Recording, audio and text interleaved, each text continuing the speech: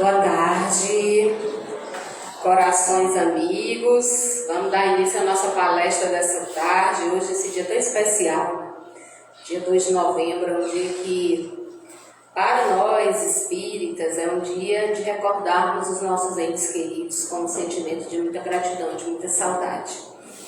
Não é um dia da gente chorar, não é um dia da gente se lastimar, é um dia da gente lembrar que a gente um dia teve o privilégio de conviver com aquelas pessoas que partiram antes de nós e que nos aguardam na pátria maior, no mundo espiritual. Bom, antes de começar a nossa reflexão dessa tarde, gostaria de avisar para vocês que dia 16 de novembro, lá no auditório João Cláudio Moreno, a partir das 15 horas, nós realizaremos o seminário Espiritualidade e Saúde com a doutora Kátia Marabuco, oncologista, presidente da Associação Médica Espírita, Bernardo Freitas, psicólogo e membro da Associação Médica Espírita do Piauí, e a Cacilda Silveira, também membro da Associação Médica Espírita do nosso estado. Eles três irão falar sobre saúde e espiritualidade, comemoração do aniversário de 10 anos do Centro Espírita Irmã Sheila. Como o número de cadeiras lá é limitado, não é um espaço tão grande, mas é maior do que o nosso auditório, e a gente resolveu levar para lá, porque o ano passado tinham 98 pessoas aqui dentro, até hoje a gente não sabe como foi que coube, porque tinha gente quase sentada no teto. E a doutora Kátia Marabuco, que estava aqui conosco, e ela sempre fez os aniversários do Sheila. Esse ano nós vamos realizar lá no auditório João Cláudio Moreno, e a gente está divulgando nas redes sociais, inclusive no Instagram, o link de inscrição para esse evento. Por quê? Porque a gente vai ter um número limitado de vagas, então se vocês quiserem ir, já garantam a inscrição de vocês através do link. E aqueles que tiverem dificuldade para acessar o link, podem perguntar às meninas ali da recepção, que elas ajudam a fazer a inscrição, tá bom? Segunda-feira tem Evangelho Terapia, a partir das 19 horas, nosso Evangelho, com passe logo depois, para aqueles que quiserem vir fazer o estudo do Evangelho e do Livro dos Espíritos. Então eu vou ler a mensagem 268 do livro Minutos de Sabedoria, do Torres Pastorino, que diz: tenha dinamismo em sua vida. Não fique aí parado, de braços cruzados. Não são as ideias bonitas que valem, são as ações práticas. Os pés que não caminham criam raízes. A vida é luta. Não espere que os necessitados o venham procurar. Vá visitá-los em seus tubúrios. Leve uma palavra de conforto, um sorriso de compreensão, um pensamento de ternura. Tenha dinamismo em sua vida. Com essa mensagem, então, vamos quietar aí o nosso coração, essa tarde bendita, elevar o nosso pensamento ao alto, rogar a Jesus, a Maria de Nazaré, Francisco de Assis e a todos os espíritos amigos e bondosos da Senhora de Jesus, que derramem sobre nós a sua paz, a sua luz e as suas bênçãos, e que nos conduzam durante todo esse trabalho. Que assim seja, graças a Deus. Bom, eu gostaria de começar essa nossa conversa com uma reflexão do Espírito Emmanuel, lá na obra Pão Nosso. O benfeitor Emmanuel, mentor de Chico Xavier, certa vez disse para ele que o espiritismo evangélico, que é a doutrina espírita revivendo o Evangelho de Jesus, vem movimentar o serviço divino. Talvez a gente não tenha compreendido isso, que seja o serviço divino, mas ele diz que o espiritismo vem movimentar o serviço divino, não somente trazendo para nós a crença consoladora de que a morte não existe, mas ele também traz para todos nós o conhecimento indiscutível da imortalidade da alma. A doutrina espírita, em seu tríplice aspecto, filosofia, religião e ciência, fundamenta todos os conhecimentos que a humanidade um dia já elaborou acerca do mundo espiritual. Todos aqueles conhecimentos que iniciaram-se com os incas, os astecas, os egípcios, com os saduceus, povo que viveu a época de Jesus e que já falava da imortalidade da alma, que já falava das vidas sucessivas. Todo esse conhecimento foi reunido através dos espíritos superiores por Allan Kardec na obra fundamental da doutrina espírita, o Livro dos Espíritos. Pouco conhecido, ainda muito mal utilizado, porque ele, além de ser um tratado maêutico, socrático, de perguntas e respostas, de ser um livro que indaga sobre as questões da vida e que nos responde acerca dessas questões, essa obra traz um pilar fundamental de compreensão da imortalidade da alma. Imortalidade significa, em si mesma, luminoso patrimônio da alma encarnada. O bom filho, né, diz? A casa toda. Como eu fico feliz de ver esse povo chegando aqui. Seja bem-vinda. Então, imortalidade é patrimônio luminoso da alma imortal. Todas as vezes que alguém parte de volta para casa, para o mundo espiritual, é natural que fique aqui a angústia, a tristeza, o medo, a saudade, às vezes o inconformismo, às vezes a revolta. Por quê? Porque nós não fomos educados para morrer. Nós só somos educados para viver. E está certo. Por que está certo? Porque ninguém morre. A gente não morre. Os mortos existem. A morte não. Porque a morte é do corpo. O espírito, ele vive sempre. Mas nós não fomos educados para lidar com a separação provocada pela morte. Na realidade, mesmo nós espíritas que temos o conhecimento do espiritismo, que sabemos que o próprio Cristo afirmou que é necessário nascer de novo para que a gente alcance o reino dos céus, nascer quantas vezes forem necessárias para que a gente se aperfeiçoe, mesmo nós que vemos, estudamos, lemos isso quase todo dia, falando sobre isso, mesmo alguns de nós morrem de medo de morrer, né? Tem medo, verdadeiro pavor da morte. Falou em morte, até lembra do tempo que era católico, Deus que defenda, já começa logo a fazer o sinal da cruz. Já não, vamos mudar de assunto, né? Vamos mudar essa prosa. Por quê? Porque tem medo. E tem medo por quê? Porque a gente tem medo daquilo que a gente não conhece. Nós tememos muito aquilo que nós não conhecemos. Eu lembro que meu pai tinha um celular, lanterninha, até o ano passado.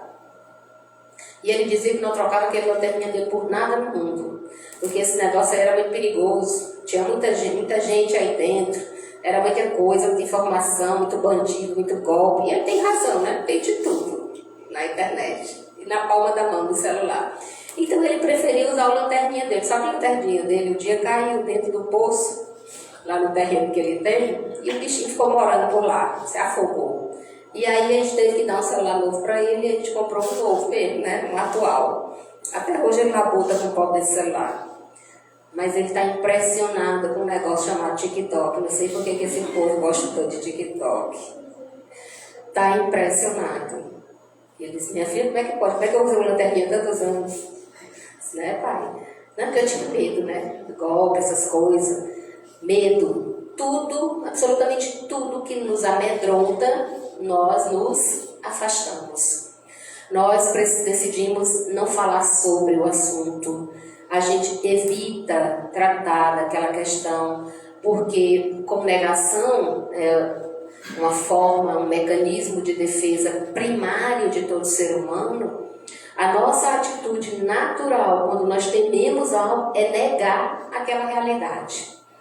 Então a gente foi educado pelos princípios do catolicismo, e não do cristianismo, porque são duas coisas completamente diferentes. Nós fomos educados pelos princípios do catolicismo de que quando se morre, não se tem outra saída a não ser o céu e o inferno. Porque o purgatório, o Papa Francisco acabou com ele, disse que não existe.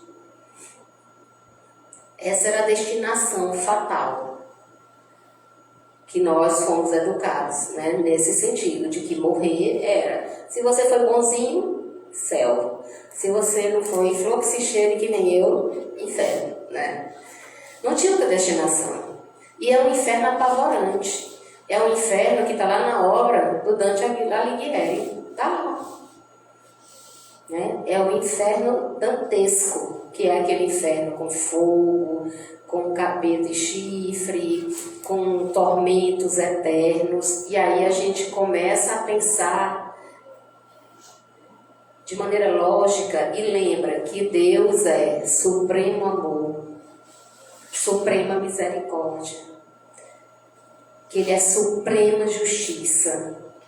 Se Ele é supremo amor, suprema misericórdia e suprema justiça, por que Ele condenaria um filho seu ao tormento eterno? Se um pai terreno, imperfeito, muitas vezes foi pai por acidente, nem estava planejando ser pai e se tornou pai. Quando vê seu filho sofrendo ou passando por dificuldades, ou alguém maltratando o seu filho, qual é a reação natural de todo pai? Correr em defesa do filho. Aliviar o tormento e o sofrimento daquele filho. Quantos pais e quantas mães estão hoje à tarde na porta das penitenciárias, esperando o horário da visita, porque somente eles vão visitar seus próprios filhos presos nas cadeias? Por que um pai terreno cheio de imperfeições faz absolutamente tudo para aliviar o sofrimento de um filho, e Deus, que é supremo amor, nos condenaria ao tormento eterno? É muita incoerência, é muita ignorância nossa e, obviamente, é um instrumento de controle de um povo. Porque para eu controlar alguém, não há instrumento mais poderoso do que o medo. Não existe um instrumento mais poderoso para se condicionar uma pessoa, condicionar a mente de um ser humano do que o medo. Eu lembro quando eu era criança que eu sempre fui muito danada, né? A minha mãe, quando ela estava cansada já de reclamar, de brigar, que ela já tinha batido, não resolvia, ela dizia assim: tu vai pro inferno se tu continuar desse jeito. E eu sei que ela falava isso na ignorância dela, porque ela é muito católica. Olha que Deus vai te castigar. Aí minha avó dizia assim: vai não, minha filha, que vó é vó, né, minha gente? Vai não, minha filha, vai pro inferno não. Porque se você for, eu vou lá lhe buscar. Porque o amor arromba as portas do céu, como diz o Chico Xavier. Então não existe para nós espíritas o temor da morte, embora a gente tema a transição. O que é a transição? Sair da matéria e voltar para a condição de onde nós viemos, espíritos. Porque se é um patrimônio luminoso, se é o laço indestrutível que une a existência terrena à vida eterna, se essa imortalidade ela é congênita no ser humano, no homem, ou seja, nós nascemos com a condição de imortalidade, não há por que temer a morte. Nós somos imortais. Nós somos imortais. Deus é eterno e nós somos imortais. Nós recebemos de Deus a herança divina. E a doutrina espírita, como ciência, como filosofia e como religião que revive o cristianismo, ela nos ensina que todos nós nasceremos e renasceremos tantas e quantas vezes forem necessárias para o nosso aprimoramento, a fim de que nós possamos caminhar na direção de Deus. De Deus viemos, para Ele retornaremos. Deus é a grande fatalidade que aguarda todos nós. Por que a gente tem intuitivamente um sentimento de ligação com Deus? Porque tem gente que diz assim: não, mas eu sou ateu. Sou ateu graças a Deus. Né? Por que a gente tem intuitivamente um sentimento de ligação com Deus? Quando o negócio está bom, que a vida está bombando, ninguém lembra, né? De Deus. Ele lembra de Deus, ele está lá quietinho, ele está feliz. Por que se a gente não está lembrando dele, não está dando trabalho para ele? É porque está tudo bem, né?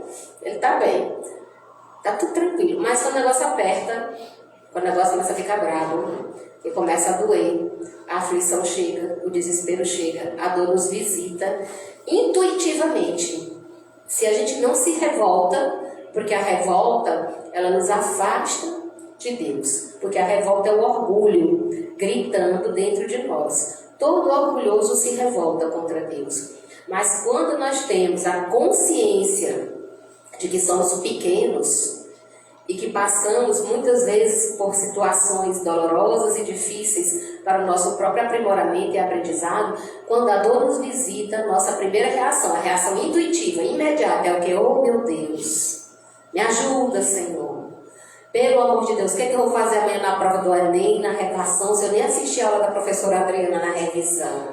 Né, Camille? Nem adianta me pedir para os espíritos. Nem adianta. Por quê? Porque ajuda-te que o céu te ajudará. Primeiro eu me ajudo, né, Raimundo? Primeiro eu me ajudo. E aí o céu vai me ajudando. Esse é o processo natural da vida, né? Esse é o processo.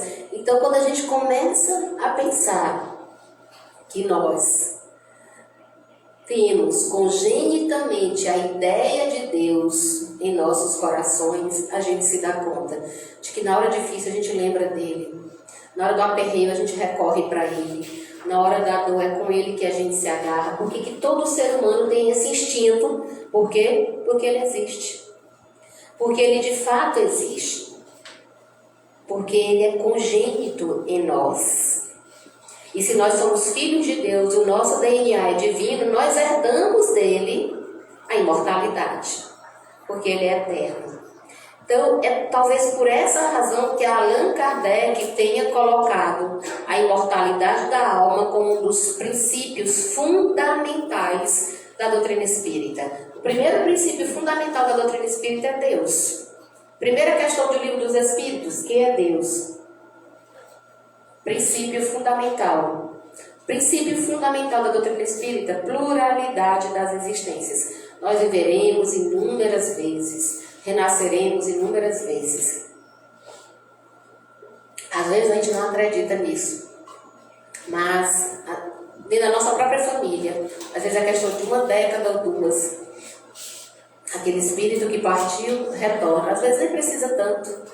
Às vezes parece, dependendo do espírito e da necessidade evolutiva, quase que imediatamente eles retornam nas nossas famílias.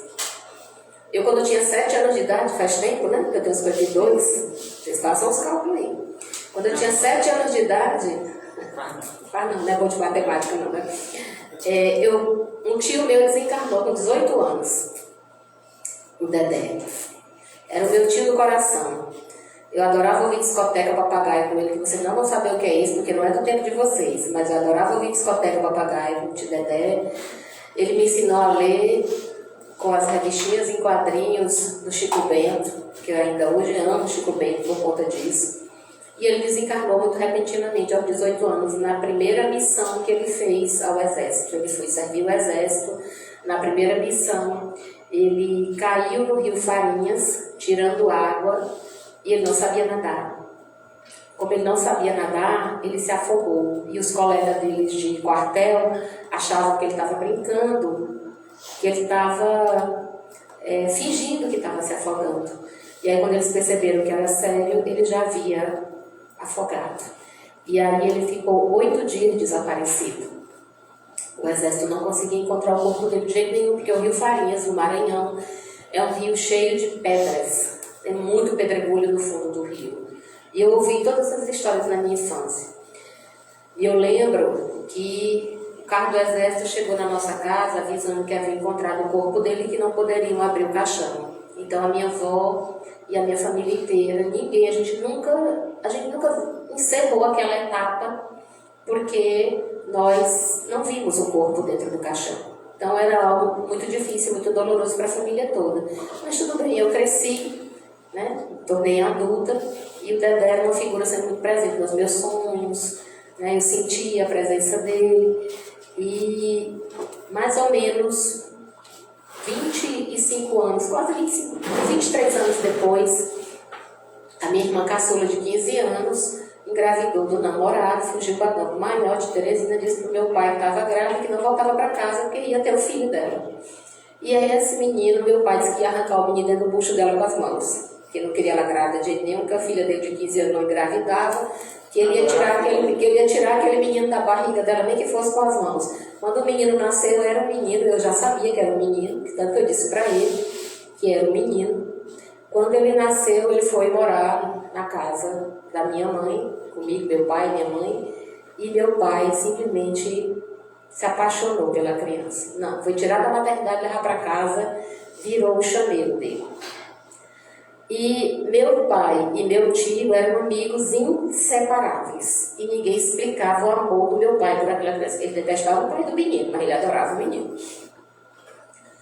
E ele foi ficando, morando com a gente, ele não deixou o menino ir embora de jeito nenhum para casa dos pais. O menino foi morando com a gente, foi morando. Quando ele cresceu, aos 5 anos de idade, meu pai tem um monte de vinil. Tem uns 2.000 vinis, aqueles antigos, LPs, guardados, que eles explicando o bom de herança dele, só aqueles vinis. E aí meu sobrinho entrou aos 5 anos de idade num quarto com os vinis, que ele não deixa ninguém entrar, mas o menino entrou. Quando ele entrou, que ele meteu a mãozinha no meio dos discos, ele puxou um disco específico. E aí ele disse, vovôzão, ele só chama meu pai assim, até hoje, a adulta chama meu pai de vovôzão. Vovôzão, bota esse na radião. Meu pai botou. Meu pai botou, sentou no chão e começou a chorar. Por quê? Porque era o disco favorito do Dedé, do cunhado dele, do meu tio. E esse menino foi crescendo. Ele tem pavor de rio, ele tem pavor de água. E todas as músicas que ele ouve, ele é um velho no corpo de um rapaz. Todas as músicas que ele ouve hoje são as mesmas músicas que meu tio ouvia na época em que ele era jovem. E eu tenho certeza absoluta que ele é o retorno do meu tio, por milhares de circunstâncias. Mas só isso não serviria, só isso já seria bastante para me provar a pluralidade das existências. Mas, além disso, a minha avó materna faleceu em 2006, em outubro de 2006. E eu era muito ligada a ela, ligada demais mesmo, assim, ligada de um jeito que não tinha explicação. Ela sempre vestiu azul, sempre.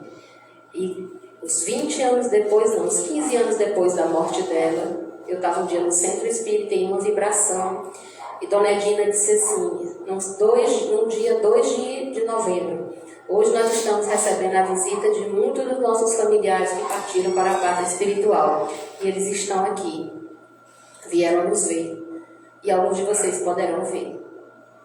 E eu fiquei com meus olhos fechados, e eu vi minha avó caminhando na minha direção, de vestido azul, com o cabelo dela grisalho, todo ondulado aqui na altura do ombro, caminhando na minha direção, sorrindo, e me abraçando. Eu chorei tanto dentro desse centro espírita, lá no Júnior dos Médicos, tiveram que me tirar e me levar para uma sala. Porque eu vi a minha avó, eu abracei a minha avó.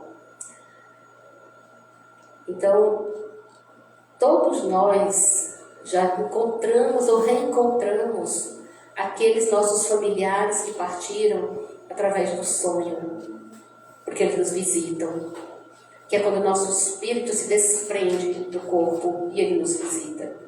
Ele vem nos visitar, vem nos consolar, muitas vezes vem nos orientar, vem nos trazer esperança, vem nos dizer que a morte não é esse bicho apavorante, desesperador, é apenas uma mudança de estado, é como se você abandonasse uma roupa velha, desgastada, que não serve mais, e renovasse aquela vestimenta.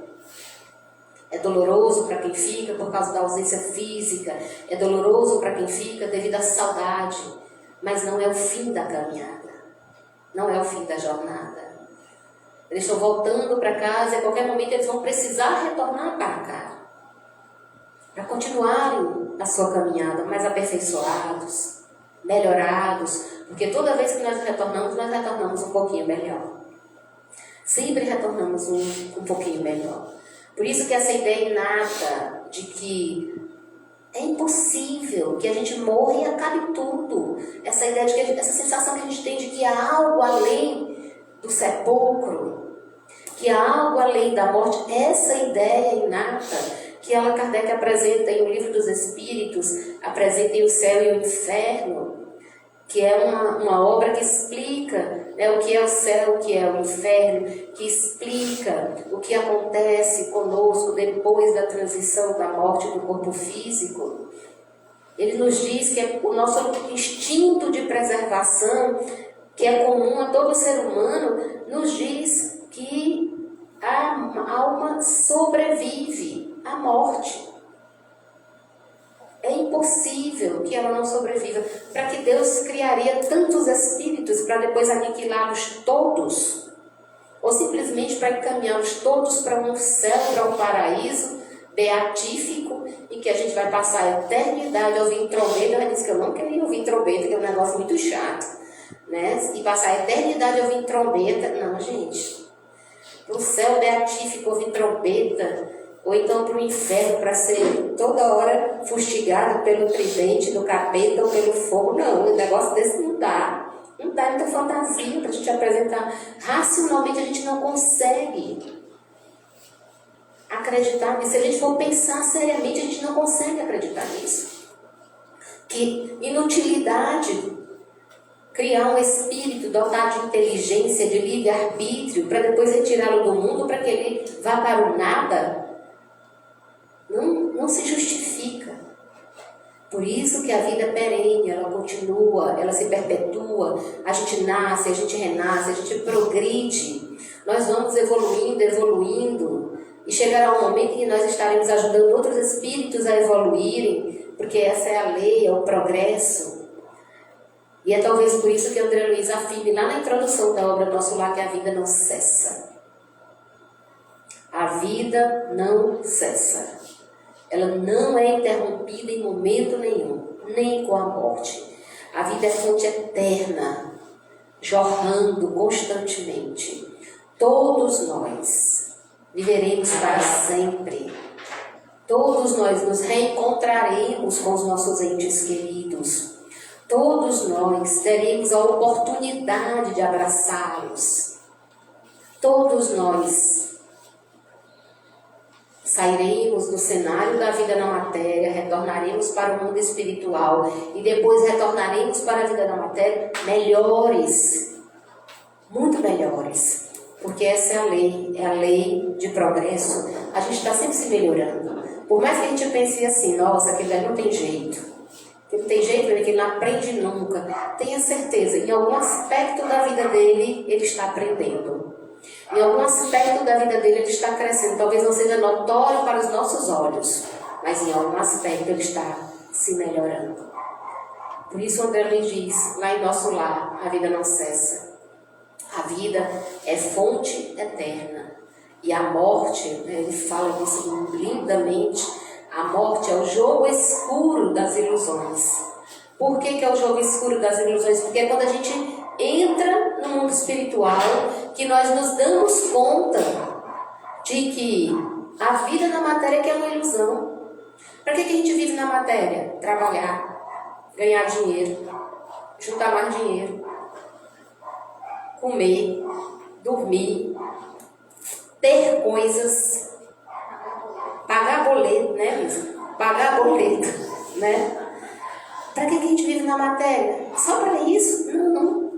A gente veio para cá também para se melhorar. A gente veio para cá para crescer, para se aperfeiçoar. A gente veio para cá para fazer bem para os outros. Nós viemos para cá para aprender a fazer bem a nós mesmos, porque muitas vezes nós somos muito cruéis conosco.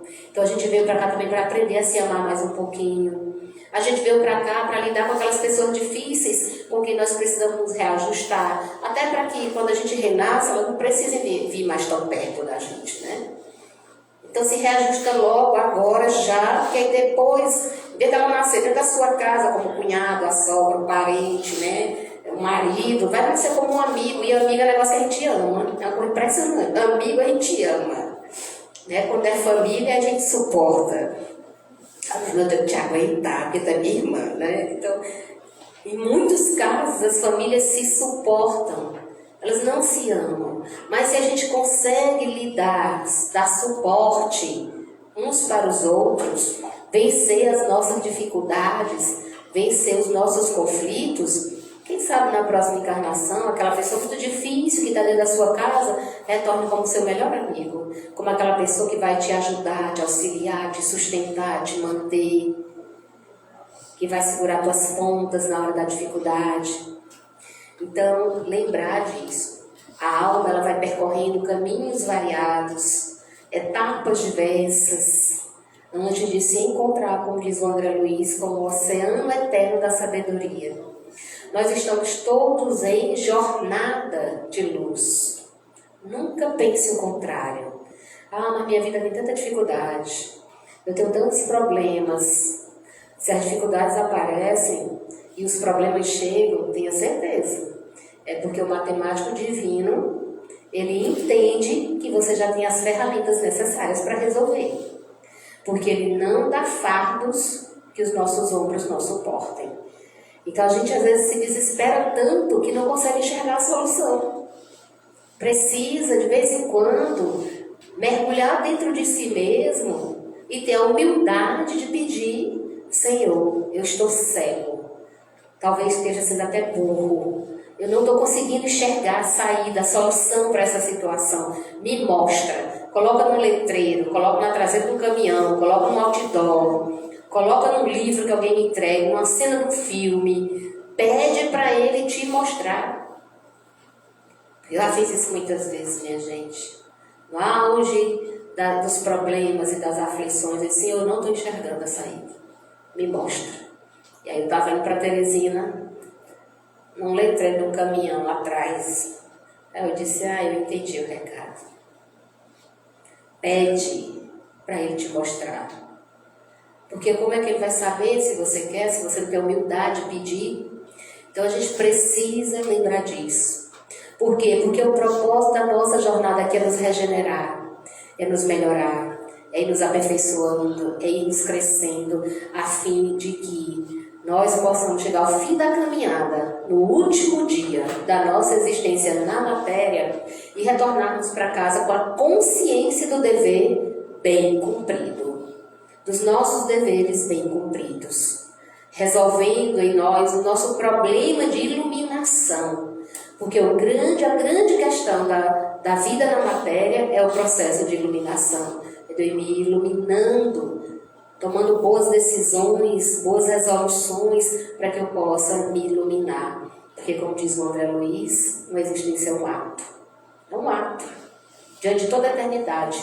Um corpo é uma veste, é uma roupa. Um século, para Deus, um dia. Um serviço que a gente acha que é muita vantagem, está fazendo muita coisa, que está fazendo um serviço lá na casa espírita, na igreja, na comunidade, porque está fazendo a caridade. Um serviço, ele diz, é só uma experiência. É só uma experiência que nós estamos adquirindo. Um triunfo, venceu, teve uma conquista, é só uma aquisição. E a morte é o sopro renovador. Aquele que se foi mais cedo, tem uma passagem no Evangelho que diz assim: se fosse um homem de bem, não teria morrido. Se morreu é porque era um homem de bem. Se era um homem de bem, tinha cumprido todas as tarefas. Não precisava mais ficar aqui. Nós só estamos aqui porque nós ainda não aprendemos a ser homem de bem. Aí tem um amigo que diz assim: eita, pois eu vou fazer uma maldadezinha assim, de vez em quando, porque eu não quero morrer agora não. Porque o Evangelho diz isso: se for um homem de bem, se fosse um homem de bem, né, não teria morrido. Então, quando nós pensarmos na morte, no fim, no último dia, no adeus à matéria, lembremos que o que está se encerrando é a experiência na carne. O espírito imortal continua a sua jornada. Eles vêm nos visitar, eles nos percebem, nos acompanham, querem o nosso bem, continuam ligados aos nossos corações, porque o amor não se desvincula nem com a morte do corpo físico. E pensar que viver é adquirir experiência.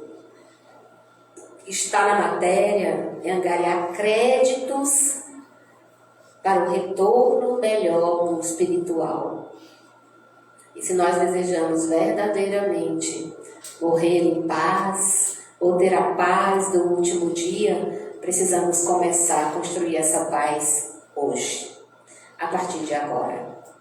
Nos melhorando o mundo ao nosso redor, fazendo o melhor por nós e por todos os outros, porque somente assim, só dessa forma, nós conseguiremos alcançar o que Joana de Ângeles chama de a sabedoria infinita ou oceano do amor divino. Eu espero que esses breves momentos de reflexão possam aquecer o coraçãozinho de todos vocês, especialmente daqueles que viram recentemente seus entes queridos voltando para a pátria espiritual. Que à noite, quando vocês recolhidos ao quarto e lembrarem-se das orações e das preces, lembre-se de uma que a gente dificilmente faz: agradecer. Agradeça aquela criaturinha, diga meu avô, minha avó, minha mãe, meu filho, meu pai, meu amigo, meu companheiro, obrigada por ter me dado o privilégio de dividir a encarnação com você. Obrigada por ter me dado o privilégio de ter sido sua mãe. Obrigada por ter tido o privilégio de ter sido sua neta, de ter sido sua filha. Agradeçam, porque a gratidão faz vibrar profundamente as fibras dos corações das pessoas que nos amam e aqueles que estão do lado de lá. Continuam nos amando. Muito obrigada. Muita paz. Vamos já para o nosso trabalho do passe. Fazer nossa prece de encerramento. Porque eu também tenho que já sair para Piracuruba, que eu tenho uma atividade lá com os meninos. Tem uma oficina de atendimento fraterno.